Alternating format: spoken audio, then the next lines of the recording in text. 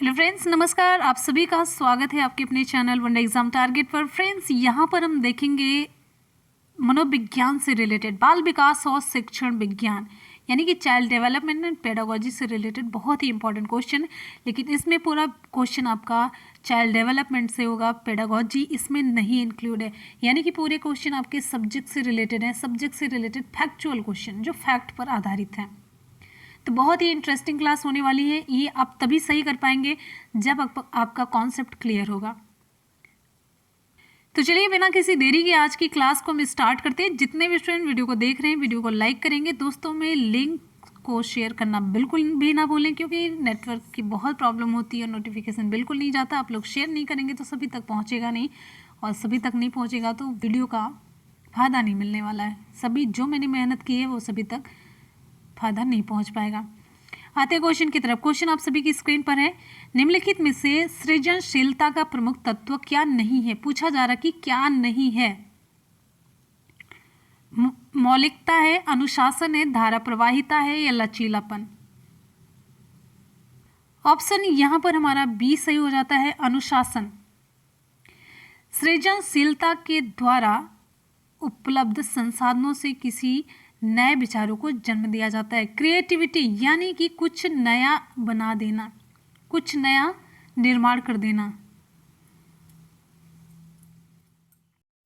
कुछ नया, चाहे वो विचार हो, चाहे कोई चीज हो, कुछ भी हो, वो नयापन होना चाहिए। सृजनशीलता का मतलब होता है नयापन। क्रिएटिविटी मतलब कुछ नया आपने क्रिएट किया है।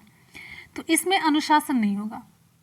तो सृजनशीलता के जो मुख्य तत्व होते हैं वो मौलिकता है, ओरिजिनल आप कुछ बना रहे हैं, धारा प्रवाहिता है, कॉन्टिन्यूटी, लचीलापन है, उत्सुकता है, स्वतंत्रता है, और जो अनुशासन है ये सृजनशीलता का तत्व नहीं है। अगले क्वेश्चन पर आएंगे। नेक्स्ट हमारा क्वेश्चन पूछा जा रहा है, पियाजे के अनुसार संज्ञानात्मक बाल विकास की कितनी अवस्थाएं हैं? क्वेश्चन आसान सा है, आप कई बार कर भी चुके हैं। ऑप्शन यहाँ पर हमारा बी सही हो जाता है। ऑप्शन बी, 4 अवस्थाएं होती हैं। जीन पियाजे के अनुसार संज्ञानात्मक बाल विकास की 4 अवस्थाएं होती हैं। कौन कौन सी? पहला है संवेदनात्मक गामक अवस्था जो 0 से 2 वर्ष तक चलती है। दूसरी है पूर्व संक्रियात्मक अवस्था जो 2 से लेकर के 7 वर्ष तक चलती है। तीसरी है मूर्त संक्रियात्मक अवस्था जो 7 से लेकर के 11 वर्ष तक होती है। चौथी अवस्था है औपचारिक संक्रियात्मक अवस्था जो 11 वर्ष के बाद की मानी जाती है। क्लियर हो गया? ये 4 अवस्थाएं आपको मैंने डिटेल में बताई। संवेदनात्मक गामक अवस्था 0 से 2 वर्ष, पूर्व संक्रियात्मक अवस्था 2 से 7 वर्ष, मूर्त संक्रियात्मक अवस्था 7 से 11 वर्ष, और औपचारिक संक्रियात्मक अवस्था ये 11 वर्ष के बाद होती है। ठीक है, चलिए आ जाते हैं हम नेक्स्ट क्वेश्चन पर। हमारा अगला क्वेश्चन आप सभी की स्क्रीन पर। क्वेश्चन पूछा जा रहा है, शिक्षा मनुष्य में अंतर्निहित क्षमता का परिपूर्णता में विकास करते हैं। किसका कथन है? स्वामी विवेकानंद है, स्किनर है, पेस्टोलॉजी या रविन्द्रनाथ टैगोर? ऑप्शन यहाँ पर हमारा ए सही हो जाता है, स्वामी विवेकानंद। तो स्वामी विवेकानंद कहते हैं इनके अनुसार मनुष्य की अंतर्निहित पूर्णता को अभिव्यक्त करना ही शिक्षा है। ठीक है, ऑप्शन यहाँ पर आपका ए सही हो जाता है। ये इनका कथन है स्वामी विवेकानंद का। ये कहते हैं कि मनुष्य की अंतर्निहित पूर्णता को अभिव्यक्त करना शिक्षा है। नेक्स्ट क्वेश्चन पर आएंगे। हमारा अगला क्वेश्चन है, सीखने के प्रयास और भूल सिद्धांत के प्रतिपादक कौन है? देखिए, आपका रिवीजन होता जा रहा है। जो आप लोग एकदम से भूलते जा रहे हैं मनोविज्ञान, वो आपका रिवीजन होता जा रहा है। सभी एग्जाम के लिए इक्वली इंपॉर्टेंट है, चाहे ये सुपर टेट है, टेट है, यूपी टेट है, चाहे जो भी। ठीक है, ऑप्शन यहाँ पर हमारा सही हो जाता है option B, Thorndike. Option B सही होता है, थॉर्नडाइक। सीखने के प्रयास एवं भूल सिद्धांत ये किसके द्वारा दिया गया? सीखने का प्रयास और भूल सिद्धांत ये थॉर्नडाइक के द्वारा दिया गया। ऑप्शन बी सही होता है। और इसे किस नाम से जाना जाता है? इसे उद्दीपक अनुक्रिया, इसे उद्दीपक अनुक्रिया सिद्धांत भी कहा जाता है। ठीक है, और इसके लिए थॉर्नडाइक ने बिल्ली पर प्रयोग किया था। किस पर किया था? बिल्ली पर प्रयोग किया था। और इस सिद्धांत के अनुसार भूल करते रहने से धीरे धीरे किसी कार्य को करने की मैच्योरिटी आ जाती है, परिपक्वता आ जाती है। भूल करते करते सुधार हो जाता है। हम अगले क्वेश्चन पर चलेंगे। नेक्स्ट हमारा क्वेश्चन आप सभी के लिए है।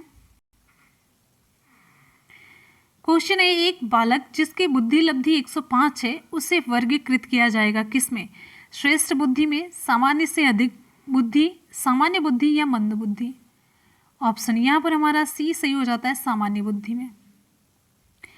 टर्मन के द्वारा बुद्धि लब्धि के आधार पर बालकों को बांटा गया है। अब यहाँ पर हम आपको एक एक करके बताते चलते हैं। 130 से अधिक जो होते हैं वो प्रतिभाशाली होते हैं, ठीक है, और 121 से 130 के बीच प्रखर बुद्धि वाले होते हैं, 111 से 120 के बीच में तीव्र बुद्धि वाले होते हैं, और 91 से 110 के बीच सामान्य बुद्धि वाले होते हैं, और यही 105 इसके बीच में आ जाता है।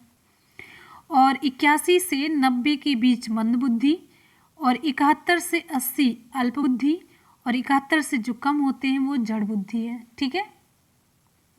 तो इतनी चीज़ें आपकी यहाँ पर क्लियर होती हैं। अगले क्वेश्चन पर हम चलेंगे। नेक्स्ट हमारा क्वेश्चन है, बिग व हंट के अनुसार फिल इन द ब्लैंक, यहाँ पर भरना है शैशवावस्था, बाल्यावस्था या किशोरावस्था अथवा प्रौढ़ावस्था। तो बिग व हंट के अनुसार किस अवस्था की विशेषताओं को सर्वोत्तम रूप से व्यक्त करने वाला एक शब्द है परिवर्तन। बहुत ही अच्छे तरीके से आप समझ चुके होंगे। परिवर्तन शारीरिक, सामाजिक और मनोवैज्ञानिक होता है। ऑप्शन हमारा वेरी गुड, ऑप्शन सी सही हो जाता है, किशोरावस्था। बिग एवं हंट के अनुसार किशोरावस्था की विशेषताओं को सर्वोत्तम रूप से व्यक्त करने वाला एक शब्द है परिवर्तन। परिवर्तन या शारीरिक, सामाजिक और मनोवैज्ञानिक तीनों होता है। शरीर में भी परिवर्तन होता है, समाज में आप जहाँ रह रहे हैं वहाँ पर भी इस तरीके से परिवर्तन आप करते हैं, और मनोवैज्ञानिक परिवर्तन भी होता है इसमें। अगले क्वेश्चन पर चलेंगे। नेक्स्ट हमारा क्वेश्चन आप सभी के लिए क्वेश्चन है, लॉरेंस कोलबर्ग विकास के क्षेत्र में शोध के लिए जाने जाते हैं, किस क्षेत्र में? संज्ञानात्मक, शारीरिक, नैतिक अथवा गामक? ऑप्शन यहाँ पर हमारा सी सही हो जाता है, नैतिक। तो लॉरेंस कोलबर्ग नैतिक विकास के शोध के लिए जाने जाते हैं। इनके अनुसार बालक के नैतिक विकास के 3 प्रमुख स्तर होते हैं। ध्यान दीजिएगा, ये क्वेश्चन खूब पूछा जाता है। पहला स्तर है पूर्व परंपरागत स्तर, पूर्व परंपरागत स्तर, जिसे प्राक रूढ़िगत स्तर भी कहते हैं, प्राक रूढ़िगत स्तर भी कहते हैं, ठीक है। दूसरा है परंपरागत स्तर, परंपरागत स्तर।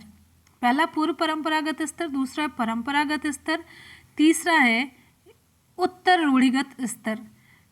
पहला है प्राक रूढ़िगत स्तर, फिर है रूढ़िगत, और फिर बाद में आता है उत्तर रूढ़िगत स्तर,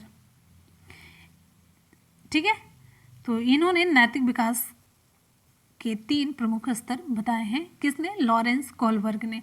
और लॉरेंस कोलबर्ग जब भी नाम आता है तो नैतिक विकास से संबंधित, यानी कि जब भी ऑप्शन में नैतिक रहता है, नैतिकता, वो ऑप्शन आपका सही हो जाता है। हमारा अगला क्वेश्चन है, एक बच्ची को उसके पिता चहलकदमी करा रहे थे। बच्ची जानती थी कि चिड़िया जैसी चीज़ें होती हैं, ये पहले से जानती थी कि चिड़िया जैसी चीज़ें भी होती हैं, परंतु उसने कभी पतंग को नहीं देखा था। पतंग को देखकर उसने कहा, चिड़िया को तो देखो। उसके पिता ने कहा, यही एक पतंग है। ये किसका उदाहरण है? ये उदाहरण क्या दिखाता है? सम्मिलन, समायोजन, संरक्षण या फिर वस्तु का प्रदर्शन? ऑप्शन यहाँ पर हमारा ए सही हो जाता है, सम्मिलन का एग्जाम्पल है। वस्तु या विषय वस्तु में सम्मिलन मतलब उसी में मिक्स कर देना, मिक्सअप कर देना, पूरा डिफ्रेंशिएट नहीं कर पाना, अंतर नहीं अलग कर पाना, ठीक है। तो वस्तु या विषय वस्तु में, वस्तु हुआ, ये विषय वस्तु में अंतर ना कर पाना, अंतर ना कर पाना, ये होता है सम्मिलन का एग्जाम्पल। इसीलिए बच्ची सभी उड़ने वाली वस्तु को चिड़िया समझती है, इसीलिए बच्ची सभी उड़ने वाली वस्तु को चिड़िया समझती है। ऑप्शन यहाँ पर आपका ए सही हो जाता है, सम्मिलन, ठीक है। अगले क्वेश्चन पर चलते हैं हम। नेक्स्ट हमारा चित्र हो सकते हैं रुचियों के, सीखने के, चरित्र के, या ये सभी? ऑप्शन यहाँ पर हमारा डी सही हो जाता है, ये सभी। तो स्किनर कहते हैं कि व्यक्तिगत विभिन्नता में उन सभी पहलुओं का समावेशन होता है, यानी कि वो सभी पहलू इंक्लूड होते हैं जिनका मापन एवं मूल्यांकन किया जा सके। मापन और मूल्यांकन तो रुचि का भी किया जा सकता है, सीखने का, अधिगम का भी किया जा सकता है, चरित्र का भी किया जा सकता है। तो ये सभी व्यक्तिगत विभिन्नताओं के क्षेत्र होते हैं, इसलिए ऑप्शन आपका डी सही हो जाता है, ऑप्शन डी। ये सभी व्यक्ति में अलग अलग व्यक्तियों में जो विभिन्नताएं होती हैं, रुचियों में भी विभिन्नता होती है, सीखने में भी, उनके चरित्र में भी। तो आसानी से अगर आप ना स्किनर का कथन समझें तो नॉर्मल वे में भी आप इसे समझ सकते हैं। ठीक, अगले क्वेश्चन पर हम चलेंगे। नेक्स्ट हमारा क्वेश्चन आप सभी के लिए क्वेश्चन पूछा जा रहा है, बुद्धि के द्विखंड सिद्धांत का प्रतिपादन किसने किया? बुद्धि का द्विखंड सिद्धांत किसने दिया? स्पीयरमैन, थर्स्टन, गिलफोर्ड या गैनी ने? ऑप्शन यहाँ पर हमारा ए सही हो जाता है, स्पीयरमैन। तो बुद्धि के द्विखंड सिद्धांत का प्रतिपादन मनोवैज्ञानिक स्पीयरमैन ने किया। कब किया? 1904 में किया। स्पीयरमैन का मानना है कि बुद्धि दो कारकों से मिलकर के बनी है। दो कारक कौन कौन से हैं? एक होता है जनरल फैक्टर, जिसे हम कहते हैं जी फैक्टर, ठीक, सामान्य योग्यता कारक या जनरल फैक्टर, जिसे हम कहेंगे जी फैक्टर। दूसरा होता है विशिष्ट योग्यता कारक या स्पेसिफिक फैक्टर, जिसे हम कहेंगे यस फैक्टर। ठीक है, ये दो फैक्टर। अगले क्वेश्चन पर चलेंगे। नेक्स्ट हमारा क्वेश्चन है, सीखना व्यवहार में उत्तरोत्तर सामंजस्य की प्रक्रिया है। सीखना व्यवहार में उत्तरोत्तर सामंजस्य की प्रक्रिया है, ये कथन किसका है? क्रो एंड क्रो का, पियाजे का, स्किनर का या कोहलर का? ऑप्शन यहाँ पर हमारा सही हो जाता है, ऑप्शन सी, स्किनर का कथन है ये। स्किनर कहते हैं कि सीखना व्यवहार में उत्तरोत्तर मतलब चलते आगे जितना भी आप बढ़ते जा रहे हैं, सामंजस्य की प्रक्रिया है, आप जितना एडजस्टमेंट कर लेते हैं। तो स्किनर ने अधिगम के लिए क्रिया प्रसूत अनुबंधन सिद्धांत का प्रतिपादन किया, ये भी जानते रहिए। किसका? क्रिया प्रसूत सिद्धांत का प्रतिपादन किया किसने? स्किनर ने। ठीक है, नेक्स्ट क्वेश्चन पर आएंगे। हमारा अगला क्वेश्चन आप सभी के लिए है। क्वेश्चन है, हार्वर्ड गार्डनर द्वारा निम्न में से एक को छोड़कर बाकी सभी बुद्धि के प्रकार बताए गए हैं। अब हार्वर्ड गार्डनर ने जो बुद्धि के प्रकार बताए हैं वो अगर आप जानते रहेंगे तो इसमें से आप एक अलग कर पाएंगे कि जो उन्होंने नहीं बताए हैं। ऑप्शन यहाँ पर हमारा बी सही हो जाता है, ऑप्शन बी, सृजनात्मकता। हार्वर्ड गार्डनर ने 7 प्रकार की बुद्धि का उल्लेख किया है। इसमें एक है भाषाई बुद्धि, दूसरी है तार्किक गणितीय बुद्धि, तीसरी है स्थानिक बुद्धि, चौथी है शरीर गतिकी बुद्धि, पांचवी है संगीत बुद्धि, छठी है व्यक्तिक आत्मबुद्धि, सातवीं व्यक्तिक पर बुद्धि। तो गार्डनर ने सृजनात्मकता को बुद्धि का प्रकार नहीं बताया है, तो विकल्प आपका यहाँ पर भी सही हो जाता है। ठीक है, नेक्स्ट हमारा क्वेश्चन है, संकेत अधिगम के अंतर्गत निम्नलिखित सीखा जाता है। क्या सीखा जाता है? मनोविज्ञान, पारंपरिक अनुकूलन, वातावरण या मनोदैहिक? ऑप्शन यहाँ पर हमारा बी सही हो जाता है, पारंपरिक अनुकूलन। संकेत अधिगम के अंतर्गत पारंपरिक अनुकूलन सीखा जाता है, और यही जो पारंपरिक अनुकूलन है इसे ही हम उद्दीपक अनुक्रिया अधिगम भी कहते हैं, SR लर्निंग। ठीक है, तो ये जानते रहिए, ये नहीं कि कोई और नाम आ गया आप उससे कंफ्यूज हो जाएं या फिर परेशान हो जाएं। क्लियर है? आ जाते हैं हम नेक्स्ट क्वेश्चन पर। हमारा अगला क्वेश्चन आप सभी के लिए है।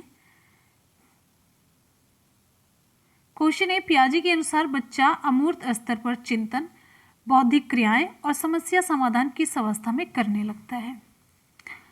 विकल्प है पूर्व संक्रियात्मक अवस्था, दूसरी है मूर्त संक्रियात्मक अवस्था, तीसरी है औपचारिक संक्रियात्मक अवस्था, चौथी है संवेदी पेशी अवस्था। बौद्धिक क्रियाएं और समस्या समाधान, ध्यान से आपको ऑप्शन पढ़ना है। वेरी गुड, यहाँ पर हमारा ऑप्शन सी सही हो जाता है। पियाजे के संज्ञानात्मक विकास के चौथे चरण यानी कि औपचारिक संक्रियात्मक अवस्था जो 11 से 16 वर्ष तक होती है, इसमें बच्चा अमूर्त स्तर पर चिंतन, बौद्धिक क्रियाएं और समस्या समाधान करने लगता है। ठीक है, आते हैं हम नेक्स्ट क्वेश्चन पर। हमारा अगला क्वेश्चन आप सभी के लिए, कौन सा सीखना स्थायी होता है? रट कर, सुनकर, समझकर या देखकर? विकल्प यहाँ पर हमारा सी सही हो जाता है, समझकर। ऑप्शन सी, समझकर सीखना स्थायी होता है। क्योंकि जो समझ होती है वो किस पर आधारित होती है? समझ आपकी बुद्धि पर आधारित होती है। जो एक बार स्मृति में चली जाती है तो वो बातें लंबे समय तक याद रहती हैं। ठीक है, ऑप्शन आपका सी सही हो जाता है। अगले क्वेश्चन पर आएंगे। नेक्स्ट हमारा क्वेश्चन है, एक 13 वर्षीय बालक बात बात में बड़ों से झगड़ा करने लगता है और हमेशा स्वयं को सही साबित करने की कोशिश करता है। ये बात बात में अपने बड़ों से झगड़ा करने लगता है और हमेशा स्वयं को सही साबित करने की कोशिश करता है। यह विकास की किस अवस्था में है? ऑप्शन यहाँ पर हमारा बी सही हो जाता है, किशोरावस्था। तो किशोरावस्था जीवन का सबसे कठिन काल माना जाता है। इस अवस्था में बालक में मानसिक और व्यवहारिक परिवर्तन तेजी से होते हैं और समायोजन न हो पाने के कारण बालक में विद्रोह की भावना का विकास हो जाता है और विरोधी व्यवहार ये प्रकट करता है। कैसा व्यवहार? विरोधी व्यवहार ये प्रकट करता है। क्लियर है? तो ऑप्शन आपका बी सही हो जाता है, किशोरावस्था। नेक्स्ट क्वेश्चन पर हम चलेंगे। हमारा अगला क्वेश्चन है, निम्नलिखित में से क्या बच्चों के सृजनात्मकता के विकास में सहायक नहीं है? निम्नलिखित में से क्या बच्चों के सृजनात्मकता के विकास में सहायक नहीं है? खेल, भाषण, कहानी लेखन या निर्माण संबंधी क्रियाएं? ऑप्शन यहाँ पर हमारा कौन सा सही है? ऑप्शन बी सही हो जाता है, भाषण। तो भाषण सृजनात्मकता के विकास में सहायक नहीं होता है क्योंकि सृजनात्मकता ओरिजिनल रिजल्ट को व्यक्त करने की मानसिक प्रक्रिया है। ओरिजिनल चीज़ों को बनाती है, ओरिजिनल चीज़ें क्रिएट करती हैं। ठीक है, ऑप्शन बी यहाँ पर भाषण ये सृजनात्मकता के विकास में सहायक नहीं होती है। हमारा नेक्स्ट क्वेश्चन है, सीखने का क्लासिकल कंडीशनिंग सिद्धांत का प्रतिपादन किसने किया? यहाँ पर हमारा ऑप्शन बी सही हो जाता है, पेवलोव ने। Option B. देखिए, सीखने का जो क्लासिकल कंडीशनिंग सिद्धांत है इसका प्रतिपादन पेवलोव के द्वारा किया गया और इसे संबंध प्रत्यावर्तन सिद्धांत भी कहा जाता है। क्या कहा जाता है? संबंध प्रत्यावर्तन सिद्धांत। संबंध प्रत्यावर्तन सिद्धांत भी कहा जाता है और इसके अनुसार सीखना एक अनुकूलित प्रक्रिया है। कैसी है? अनुकूलित अनुक्रिया है। ठीक है, आते हैं हम नेक्स्ट क्वेश्चन पर। हमारा अगला क्वेश्चन पूछा जा रहा है, जन्म के समय लगी चोट या भ्रूण क्षति की वजह से आई मानसिक मंदता क्या कहलाती है? ऑप्शन यहां पर हमारा कौन सा सही होगा? ऑप्शन यहाँ पर ए सही हो जाता है, जैविक मंदता। ऑप्शन ए, जैविक मंदता। तो जन्म से ही जो गुण या विशेषताएं होती हैं वे जैविक कहलाती हैं। जन्म से जो कुछ भी होता है वो जैविक कहलाता है। ठीक है, जेनेटिक। तो अतः जन्म के समय चोट या भ्रूणावस्था में क्षति के कारण जो उत्पन्न मानसिक मंदता होती है ये जैविक मंदता कहलाती है। ऑप्शन आपका ए सही हो जाता है। अगले क्वेश्चन पर चलेंगे हम। नेक्स्ट हमारा क्वेश्चन है, निम्नलिखित में से कौन सा विशिष्ट अधिगम विकलांगता का उदाहरण है? ऑप्शन यहाँ पर हमारा कौन सा सही होगा? विशिष्ट अधिगम विकलांगता का उदाहरण।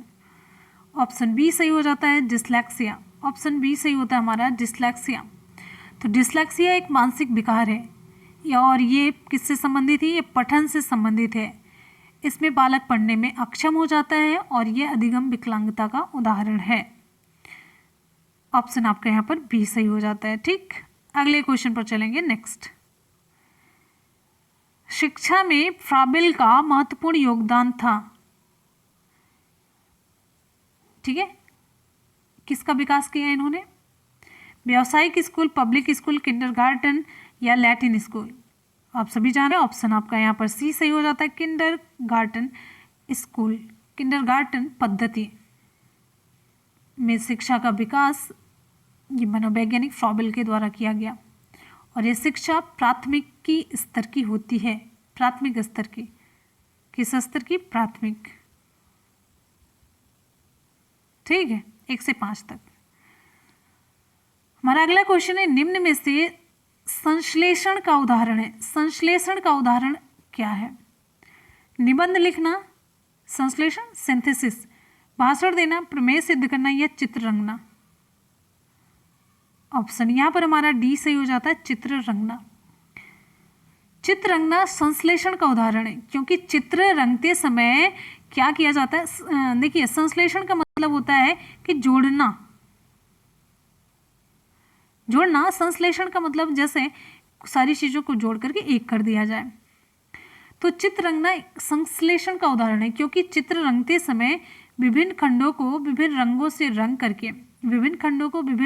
रंग करके उसे अंततः एक रूप दे दिया जाता है, जिसे हम कहते हैं संश्लेषण। क्लियर है? ऑप्शन आपका डी सही होता है। नेक्स्ट क्वेश्चन पर आएंगे। हमारा अगला क्वेश्चन है, सीखने का वह मॉडल जो बच्चों की सृजनात्मकता को उत्प्रेरित करता है। सीखने का कौन सा मॉडल है जो बच्चों की सृजनात्मकता को उत्प्रेरित करता है? बैंकिंग मॉडल, रचनावादी मॉडल या प्रोग्रामिंग मॉडल या इनमें से कोई नहीं। ऑप्शन यहाँ पर हमारा बी सही हो जाता है, रचनावादी मॉडल। तो सीखने की जो रचनावादी मॉडल है बच्चों की सृजनात्मकता को उत्प्रेरित करता है, यानी कि बच्चों में सृजनात्मकता उत्पन्न करता है, क्योंकि रचना होती है अनिवार्य रूप से किसी विचार या वस्तु के सृजन से संबंधित है।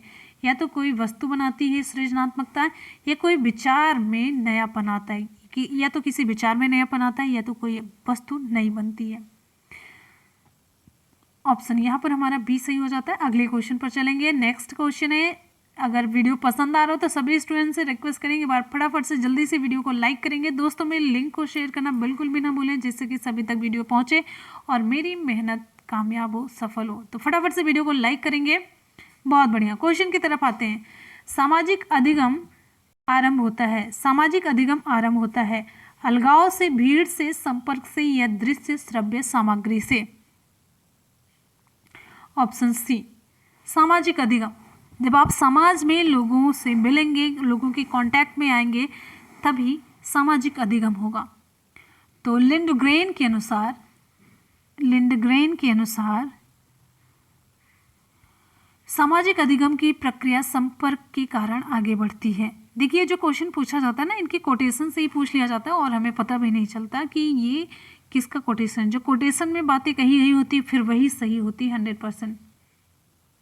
ठीक है, अगले क्वेश्चन पर चलेंगे हम। नेक्स्ट हमारा क्वेश्चन, बालक के शारीरिक व क्रियात्मक विकास की दिशा होती है इधर से किधर की तरफ। ध्यान से आप लोग ऑप्शन पढ़ लीजिए, फिर हम आपको रिप्लाई बताते हैं। चलिए फटाफट से 10 सेकंड का टाइम देते हैं, जल्दी से ऑप्शन पढ़िए।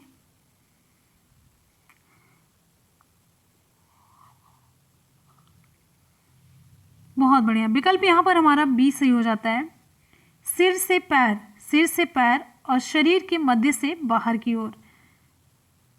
जो बालक का शारीरिक और क्रियात्मक विकास है इसी दिशा में होता है, सिर से पैर की ओर और शरीर के मध्य से बाहर की ओर। ठीक है, ऑप्शन बी सही होता है। अगले क्वेश्चन पर चलेंगे हम। नेक्स्ट हमारा क्वेश्चन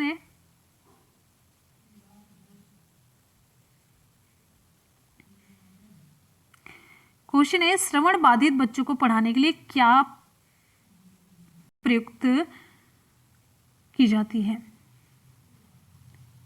ऑप्शन यहाँ पर हमारा सही हो जाता है श्रवण बाधित। ऑप्शन यहाँ पर बी सही हो जाता है सांकेतिक भाषा। श्रवण बाधित जो सुन नहीं सकते उन बच्चों को पढ़ाने के लिए सामान्यतः हम सांकेतिक भाषा प्रयोग करते हैं। ठीक है, संकेत में उन्हें समझाते हैं, क्योंकि वो सुन नहीं पाते, वो इशारा समझते हैं। और यहाँ पर ब्रेल लिपि दृष्टिबाधित जो देख नहीं पाते, वो टच करके वो समझते हैं। तो ब्रेल लिपि दृष्टिबाधित जो देख नहीं पाते उन बच्चों को पढ़ाने में प्रयुक्त की जाती है। और सांकेतिक भाषा श्रवण बाधित बच्चों को पढ़ाने के लिए प्रयुक्त की जाने वाली युक्ति है। नेक्स्ट हमारा क्वेश्चन है, भाषा का विकास किसका परिणाम है। बालक का जो विकास है ये किसका परिणाम है। वंशानुक्रम का, या सिर्फ वंशानुक्रम और वातावरण का, या फिर दोनों वंशानुक्रम और वातावरण की अंतः प्रक्रिया का, या आर्थिक कारकों का। विकल्प यहाँ पर हमारा सी सही हो जाता है, वंशानुक्रम जो जो माता पिता से अपने बच्चों में मिलता है वो, और वातावरण, जो वातावरण से वो सीखते हैं उसी की अंतःक्रिया का परिणाम होता है। तो कुछ तो ये हो जाता है कि जेनेटिक जो हेरिडिटी में उन्हें अच्छा सा मिल चुका है, लेकिन उनके पास इतनी पावर नहीं होती कि वो कुछ, मतलब इतनी कैपेसिटी नहीं कुछ कर पाए, लेकिन वातावरण में रहते रहते उसी के साथ स्ट्रगल करते करते फिर समझ आ जाता है। तो अगले क्वेश्चन पर चलेंगे। नेक्स्ट है क्वेश्चन है, परीक्षा के स्थान पर सतत और व्यापक मूल्यांकन गुणवत्ता मूलक शिक्षा के लिए अधिक उपयुक्त है, क्योंकि इसमें ऑप्शन यहाँ पर कौन सा सही होगा, आप लोग आराम से ऑप्शन पढ़ लीजिए। संज्ञानात्मक क्षेत्र का मूल्यांकन किया जाता है, या सह संज्ञानात्मक क्षेत्र का मूल्यांकन किया जाता है, या मूल्यांकन सतत और व्यापक क्षेत्रों का होता है, या उपरोक्त सभी। ऑप्शन यहाँ पर हमारा डी सही हो जाता है। परीक्षा के स्थान पर सतत और व्यापक मूल्यांकन गुणवत्ता मूलक शिक्षा के लिए अधिक उपयुक्त होता है, क्योंकि इसमें संज्ञानात्मक और सह संज्ञानात्मक क्षेत्र के मूल्यांकन के साथ मूल्यांकन सतत और व्यापक क्षेत्रों में भी होता है। तो फ्रेंड्स, इसी के साथ ही आज की क्लास यहाँ पर हो जाती है कंप्लीट। आपको कैसी लगी ज़रूर बताइएगा, और एक बार जल्दी से हम कर लेंगे यहाँ पर सभी क्वेश्चन का सुपरफास्ट रिविजन।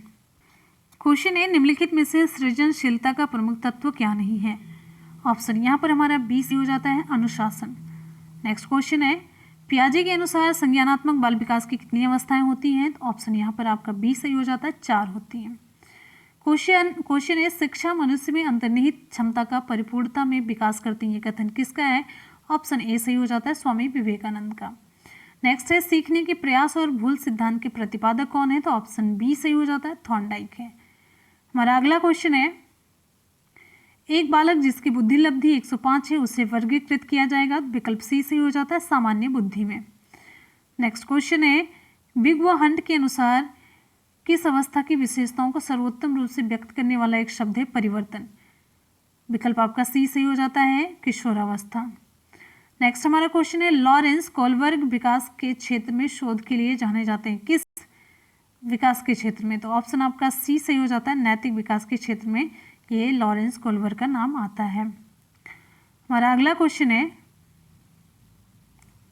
एक बच्ची को उसके पिता चहलकदमी करा रहे थे। बच्ची जानती थी कि चिड़िया जैसी चीजें होती हैं, परंतु उसने कभी पतंग को नहीं देखा था। पतंग को देखकर उसने कहा, चिड़िया को तो देखो। उसके पिता ने कहा, यह एक पतंग है। ये उदाहरण क्या दिखाता है। ऑप्शन ए हमारा सही हो जाता है। एक कक्षा में व्यक्तिगत विभिन्नताओं के क्षेत्र हो सकते हैं, रुचियों के सीखने चरित्र के। ऑप्शन आपका डी सही हो जाता है। अगला क्वेश्चन है, बुद्धि के द्विखंड सिद्धांत का प्रतिपादन किसने किया। ऑप्शन यहाँ पर हमारा ए सही हो जाता है, स्पीयरमैन ने। क्वेश्चन है, सीखना व्यवहार में उत्तरोत्तर सामंजस्य की प्रक्रिया है। सीखना व्यवहार में उत्तरोत्तर सामंजस्य की प्रक्रिया है, कथन किसका है। ऑप्शन आपका सी सही हो जाता है, स्किनर महोदय का है। क्वेश्चन है, हार्वर्ड गार्डनर द्वारा निम्न में से एक को छोड़कर बाकी सभी बुद्धि के प्रकार बताए गए हैं। ऑप्शन यहाँ पर हमारा सही हो जाता है, ऑप्शन बी। क्वेश्चन है, संकेत अधिगम के अंतर्गत निम्नलिखित सीखा जाता है। ऑप्शन बी, पारंपरिक अनुकूलन। नेक्स्ट है, पियाजे के अनुसार बच्चा अमूर्त स्तन पर चिंतन, बौद्धिक क्रियाएं और समस्या समाधान किस अवस्था में करने लगता है। ऑप्शन सी सही हो जाता है, औपचारिक संक्रियात्मक अवस्था, जो 11 से 16 वर्ष होती है। कौन सा सीखना स्थायी होता है। कौन सा सीखना स्थायी होता है। ऑप्शन सी सही हो जाता है, समझ करके सीखना। हमारा नेक्स्ट क्वेश्चन है, एक 13 वर्षीय बालक बात बात में अपने बड़ों से झगड़ा करने लगता है और हमेशा स्वयं को सही साबित करने की कोशिश करता है। यह विकास की किस अवस्था में है। ऑप्शन बी सही हो जाता है, किशोरावस्था में। क्वेश्चन है, निम्नलिखित में से क्या बच्चों के सृजनात्मकता के विकास में सहायक नहीं है। ऑप्शन बी, भाषण। क्वेश्चन है, सीखने का क्लासिकल कंडीशनिंग सिद्धांत प्रतिपादित किया था किसने। ऑप्शन बी सही हो जाता है, पैवलॉव ने। हमारा नेक्स्ट क्वेश्चन है आप सभी की स्क्रीन पर। क्वेश्चन है, जन्म के समय लगी चोट या भ्रूण क्षति की वजह से आई मानसिक मंदता क्या कहलाती है। ऑप्शन ए सही हो जाता है, जैविक मंदता। अगला क्वेश्चन है, निम्न में से कौन सा विशिष्ट अधिगम विकलांगता का उदाहरण है। ऑप्शन यहाँ पर हमारा बी सही हो जाता है, डिसलेक्सिया। नेक्स्ट क्वेश्चन है, शिक्षा में फ्रॉबेल का महत्वपूर्ण योगदान था। इसने किसका विकास किया। ऑप्शन सी सही हो जाता है, किंडरगार्टन। अगला है, निम्नलिखित में से संश्लेषण का उदाहरण है। ऑप्शन आपका डी सही हो जाता है, चित्र बनाना, चित्र रंगना। क्वेश्चन है सीखने का वह मॉडल जो बच्चों की सृजनात्मकता को उत्प्रेरित करता है। ऑप्शन यहाँ पर बी सही हो जाता है, रचनावादी मॉडल। सामाजिक अधिगम आरंभ होता है। ऑप्शन सी सही हो जाता है, संपर्क से ये आरंभ होता है। क्वेश्चन है बालक के शारीरिक व क्रियात्मक विकास की दिशा होती है। ऑप्शन बी सही हो जाता है, सिर से पैर और शरीर के मध्य से बाहर की ओर। नेक्स्ट हमारा क्वेश्चन है श्रवण बाधित बच्चों को पढ़ाने के लिए क्या प्रयुक्त की जाती है। ऑप्शन हमारा बी सही हो जाता है, सांकेतिक भाषा। बालक का विकास परिणाम है। ऑप्शन सी सही हो जाता है, वंशानुक्रम और वातावरण की अंतःक्रिया का। नेक्स्ट है परीक्षा के स्थान पर सतत और व्यापक मूल्यांकन गुणवत्ता मूलक शिक्षा के लिए अधिक उपयुक्त है क्योंकि इसमें संज्ञानात्मक क्षेत्र का मूल्यांकन किया जाता है। ससंज्ञानात्मक क्षेत्र का मूल्यांकन सतत और व्यापक क्षेत्रों का होता है। तो विकल्प यहाँ पर आपका डी सही हो जाता है, उपरोक्त सभी।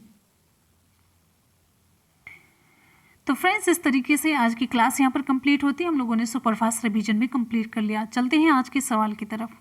आज का सवाल है पियाजे के अनुसार संज्ञानात्मक बाल विकास की कितनी अवस्थाएं होती हैं। आप लोग जल्दी से फटाफट से कमेंट सेक्शन में कमेंट करके ज़रूर बताएंगे, हमें आपके कमेंट का इंतजार रहेगा और हमेशा की तरह अपना फीडबैक ज़रूर दीजिएगा। आज की क्लास आपको कैसी लगी, क्वेश्चन का कलेक्शन कैसा लगा, तो फटाफट से कमेंट सेक्शन में आपको बताना है। मिलते फिर, आप लोग पढ़ते रहिए, मेहनत करते रहिए, सफलता ज़रूर मिलेगी फिर इसी के साथ ही नेक्स्ट वीडियो में। तब तक ले good bye and take care. Thank you so much, love you all, bye bye and take care. जय हिंद।